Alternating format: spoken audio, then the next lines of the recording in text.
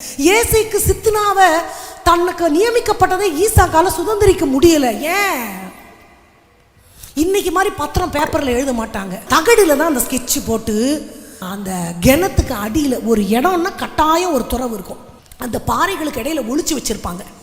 அதை எடுத்து பார்த்தாதான் வாக்குத்தத்தம் பண்ணப்பட்ட பூமி இவங்களுக்கு சொந்தமான இடத்தோட ஸ்கெட்ச் கிடைக்கும்.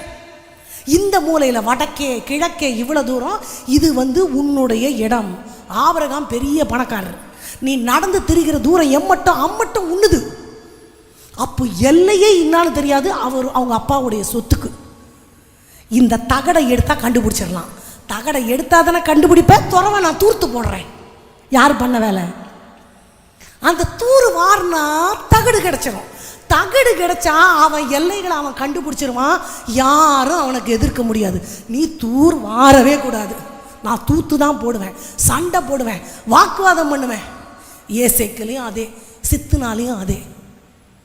வாக்குத்தத்தத்தை சுதந்திரிக்க முடியலன்னும் பொழுது ஈசாக்குக்கு கை கொடுத்தது பலிபீடம். சாதாரண ஜெபம், சாதாரண உபவாசம், சாதாரண வேபத வாசிப்பு, தோணும் போது பண்ற ஜெபம், இது எல்லாம் இருக்கட்டும். இன்னும் கொஞ்சம் வலிக்கும்படி, இன்னும் கொஞ்சம் டைம் செலவு பண்ணி, இன்னும் கொஞ்சம் ப்ரொசீஜரோட வித் டிசிப்ளின் சிஸ்டமேட்டிக்கா கொஞ்சம் ஒரு குறிப்பிட்ட நாளாவது நான் ஒரு பலி செலுத்துவேன்னு செலுத்தும் பொழுது that will be acceptable in the sight of God as well as ஆண்டவர் அதை சுகந்த வாசனையாக ஏற்றுக்கொண்டு அந்த பலிபீடம் ஏசேக்கு சித்னா முடிஞ்சு எனக்கான ரெகோபோத்தை அங்கே உண்டாக்குவதும் அல்லாமல் எனக்கென நியமிக்கப்பட்ட அந்த வாக்குத்தத்தம் பண்ணப்பட்ட அந்த தேசத்தை சுதந்திரிக்கிறதற்கு ஏதுக்களை அங்கே உண்டாக்கும்.